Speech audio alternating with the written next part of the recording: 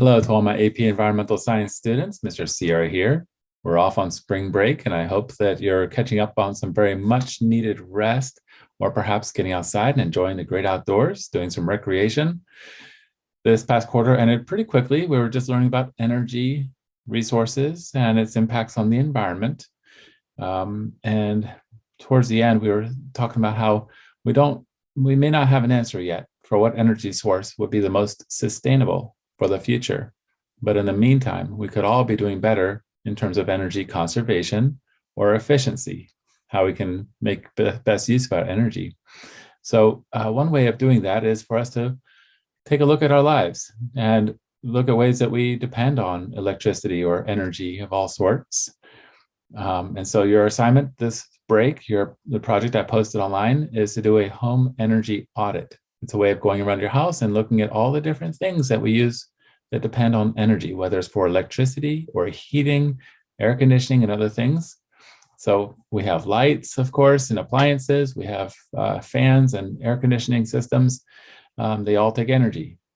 So we're going to do a little exploration here, and I'm going to try to demonstrate for you what I would do to be able to complete that worksheet for this break. So here we are in a tropical location. I would love to live in a place like this, but I'll take you around the home where I live and show you some of the things that I use that have electrical current or might use heating and cooling. So let's take a little tour.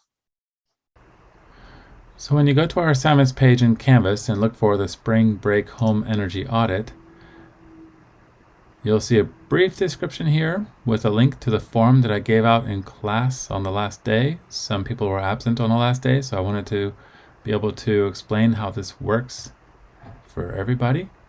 When you click that energy audit form, you'll see this open up. This is the same as I gave out to people. Hopefully those who are not here on the last day have a way of printing this out, or at least just write your information down so when you get back to class, you can transfer it into a form that I can give you when we're back. So the first thing to do a home energy audit is just basically calculating how much energy we use based on the size of our home and the number of occupants.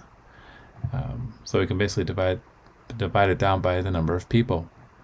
I'm not asking for anything confidential. If this feels like it's too much personal information, you can fudge the numbers, falsify a little bit. It's not going to affect your grade on this. I just want to get a general idea of how much energy we use based on the area and number of people, but it's really just to get that experience of doing it.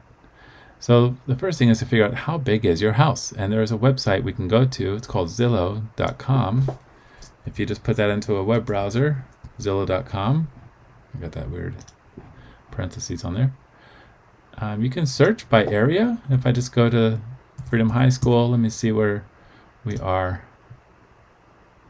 You can see that the home, this is like a website for people shopping for homes, but you can actually look up any address, even if it's not for sale.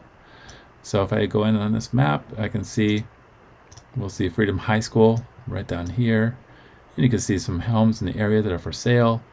But essentially, let's just say if I lived across the street from the high school, this nice house with solar panels on the roof, I could actually click on that and it should show me. Let's see, if I click on a couple of different options, it will allow me to select a house. That's cool. They have a street called Peace Lane. So this particular house I selected is 5 bedrooms, 4 baths. It is 3,273 square feet. So I'm not asking for your address or location, but essentially we just need to figure out how many square feet is the house, how many rooms.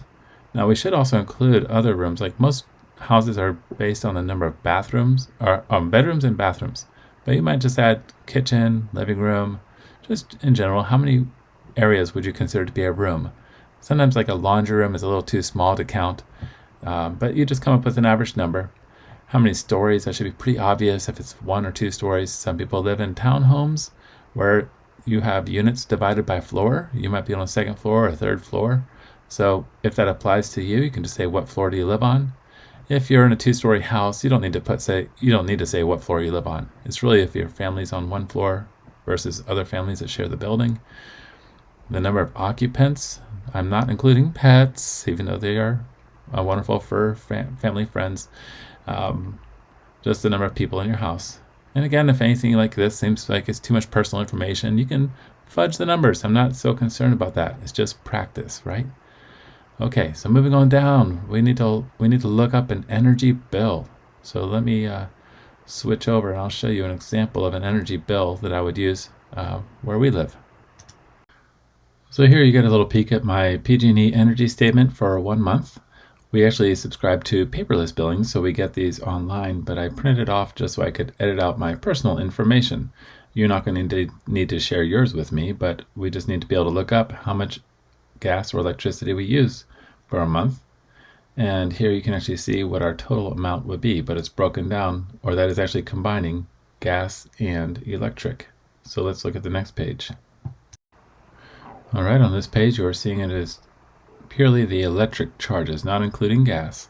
And it's broken into those variable rate structures, different tiers like peak, off-peak, and partial peak. You can see that off-peak is almost half the price of regular peak hours. Peak hours are from 4 until 9 p.m. Then there's partial peak up until midnight, and then off-peak is from midnight until about 3 p.m. the next day. In the top right, it does show my total usage of electricity in kilowatt hours. And down below, you can see how much our electricity costs for 1 month. This next page shows our total usage of gas for the month. Instead of it being broken down by times a day, the tiers are based on how much we use. Up to a certain amount, it's a certain rate. If we go over that certain amount, you can see we hit tier 2. That goes up more because we use more than the average user. Again, you can see the total number of therms or energy we used for the month in the upper right hand side, and the total cost of gas somewhere in the middle. So going back to our energy audit form, we should be able to fill in the spaces for our energy bill, for total amount of gas that we used, the average rate per BTU. Maybe just starting with tier 1, we could say how much it costs for the cheapest amount of gas before we hit tier 2. And then if you were to multiply this together, or just write down the total monthly cost, that would come close. And then for electricity, again, there are different variable rates at different times of day, but if you just put down how much energy used that month and the average wattage, you should be able to get the total monthly cost, or just write down how much it costs. So if we take the gas and electric together, it should add up to what we would see at the on the front of our bill. Next, we'll be taking a look at other electronic devices in our homes. For entertainment, we may have computers, TVs, DVDs. Some may even still have VHS players. I'm actually happy to say I do keep one on hand for those rare times. Game systems or anything else that you might think to include. Again, I'm not looking to expose anybody for personal information. Some people might have more computers or TVs than they're willing to admit. You don't have to say just how much you have, and some people may only have 1 or 2, and that's fine too. Or if you don't have a computer at home, it's not like you have to have everything, but maybe if you were thinking of getting a computer, you might consider whether a desktop or a laptop actually uses more energy. And so we can look things up. Perhaps you can just browse online and say what type of computer or TV or game system uses the least amount of energy. So you can look these types of things up online and then write down the average watts. Just look at how much energy they use on average. I should have also included a column for the number of hours that you think you might keep things on. Like how many hours a day would you play video games? Or how often do you have a TV on? Because that's how we get kilowatt hours. It's the amount of watts over hours. But for now, we can just write down how many watts they use. This is really just kind of like a survey of how many watts things use. Then down below, we also have appliances. And I'm going to show you some pictures from my own home where to find the labels for the refrigerator, perhaps a dishwasher or microwave oven. And those are all electric. But then we get down to gas, stoves and ovens could be gas or electric. Same with our clothes washer or dryer. More specifically, the dryer might actually use gas to heat it up to dry your clothes rather than electricity. Water heaters can be gas or electric.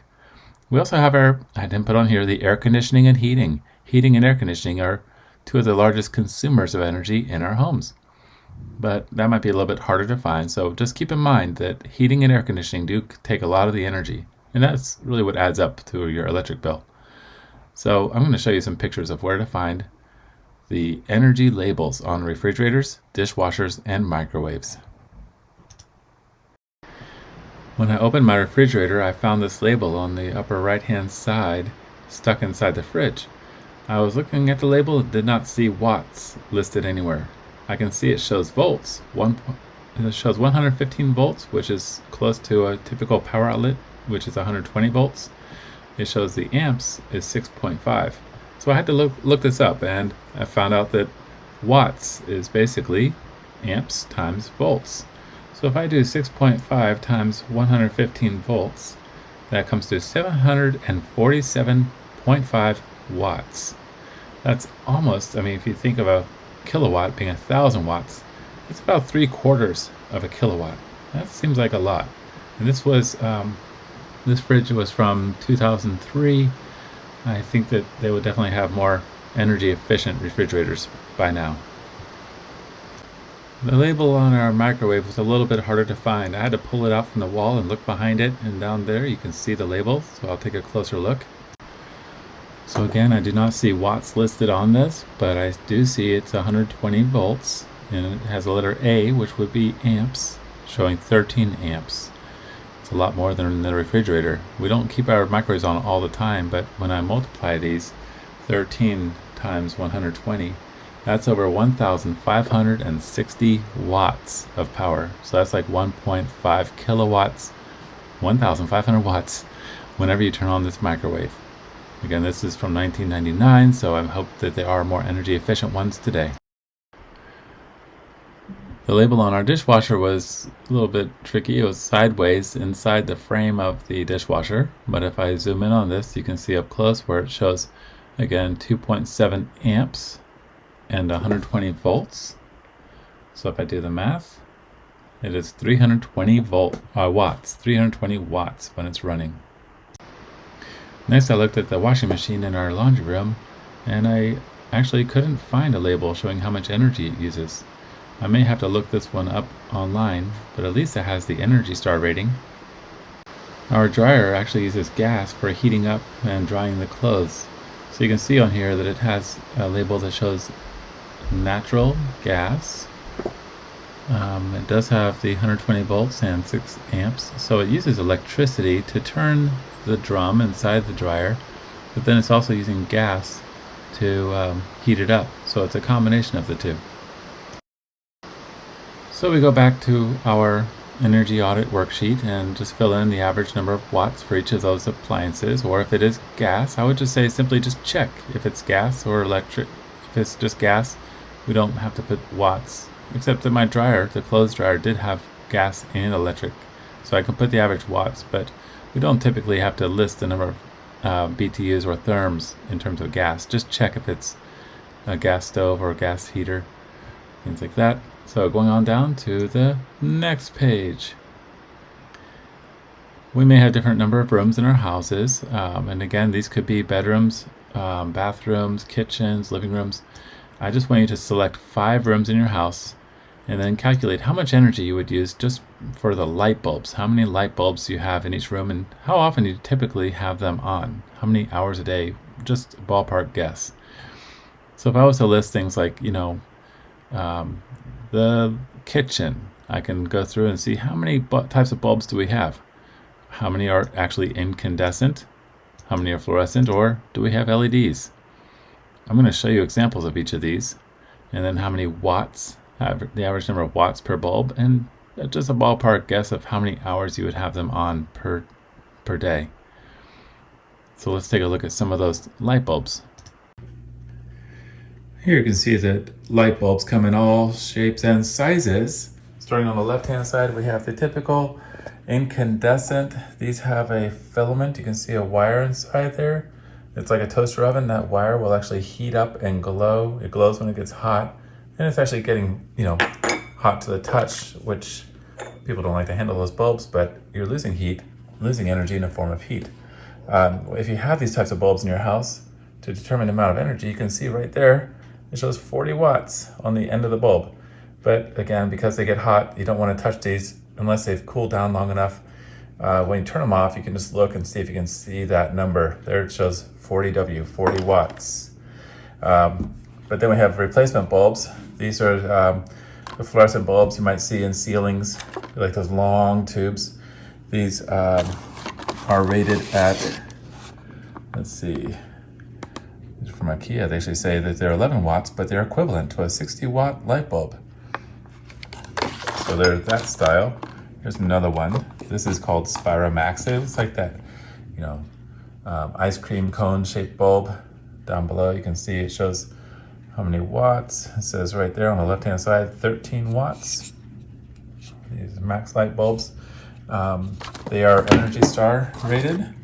So you'll see they have like PG&E information about saving energy on here. Saving energy, saves money. These are 13-watt bulbs that would be the equivalent of a 60 watt. It says you can save $47 a year on energy. But one of the little disclaimers on here, something to watch out for, is that a lot of these twisty bulbs, fluorescent bulbs, actually contain mercury. So these are sometimes considered hazardous waste. You're not supposed to break the bulbs when you're done. But since those had some mercury at times, we're shifting over to LEDs. While these are 13 watts that get the equivalent of 60 watts, these are only 9 watts and get the same brightness. So these are all, these are rated at 60 watt. They only use 9 watts to get the equivalent of 60 watts. And then on the larger scale, we have, these are like floodlights that you might put outside your house, like floodlights. These are the equivalent of 65 watts, but they only use 9 watts of energy. Energy Star rated. And again, they have PG&E information on the side. It says how much energy how much it might cost for electricity if it was just 11 cents per kilowatt hour, 3 hours a day. They expect these bulbs can last 22 years. That's awesome. Some of these older bulbs you had to replace once every 2 or 3 years. So they don't cost much more to get energy efficient bulbs, save money, and they last a lot longer, so you're saving a lot more money by not replacing them. So again, PG&E does have information on the website to make the smart choice. So again, just total up the number of light bulbs of each type of light bulb that you have in each room and the average watts per bulb. If they're incandescent, fluorescent, or LED, just put the number of each type of bulb and then maybe the average watts next to those. If it's 60 watts, I think the fluorescents were 13 watts, LEDs were only like 6 watts, and estimate how many hours in use. To get the watt, down below we have kilowatt hours, total kilowatt hours just based on lights. So again, a kilowatt is 1,000 watts. So you may have to add up the average watts or multiplying the watts times the hours in use to get kilowatt hours. So however you can do that, do the math. Total kilowatt hours down below. Again, I'm not going to check your math, it's just for practice. I just want to see if you can take an average of how many hours and watts and total it up. The last part down here is to see if we can consider using an alternative energy source. Some of you may already have solar panels on your rooftop, but this is a cool website you can go to. It's google.com/sunroof. Again, you can enter your home address and figure out just how much money you would save if you got solar power. It'll help you calculate just the amount of, based on our latitude or distance from the equator, we can see how many usable hours of sunlight there are per year. Then based on the size of your roof or square feet of usable rooftop, you'll get the square footage, SQFT. You'll take your average electric bill, basically like the total the electric portion of your PG&E bill, and calculate a total of a 20-year savings. The recommended size, they'll give you how many panels you might need to supplement your electric bill or to be able to offset the electricity. And ultimately, the goal is to make it an investment where it starts saving you money and it pays for itself over time. So what would be your 20-year savings? Then, last but not least, don't forget, next Saturday is actually going to be March 26th. At 8:30 p.m. we have Earth Hour. And I would like for you to just mention, what did you do to save energy and or build awareness for this event? If you could even just post it on social media or talk to your family about it. It'd be cool if you could turn off some lights, light some candles, do some kind of activity. Maybe you have like a barbecue or a fire pit outside. People can go hang out outside, enjoy the stars for a little while. But whatever you do, just make a note of like, how did you spread the message? Did you tell other people? Post it on social media? And just write something down. Like, what were your thoughts? What was your experience? What kind of difference or impact do you think this could make? So there you have it. I hope that this tour has helped you get a better idea of what we mean by a home energy audit, and perhaps finding ways to help cut back on our use of energy. Not only is it conserving energy for everybody to benefit, but it also helps save you money. So there are other incentive programs, like I've mentioned. There is the Ohm Connect, which has Ohm hours almost every week, where you could be basically earning points, winning prizes, or getting money back on your electric bill. Who wouldn't want that? And then that next Saturday, don't forget, on Saturday night, we have the Earth Hour, which is a global event getting a lot of attention. Just look for anything you can do to turn off electricity for 1 hour on Saturday night at 8:30 p.m. And then come back to class after spring break and share with us what was your experience like, and what types of things did you do. It's just a interesting challenge to see what we can do without electricity for just an hour. So I hope this was helpful, and look forward to hearing your results when we come back from break. Please do get your rest, and we'll see you back in fourth quarter. Have a nice spring break.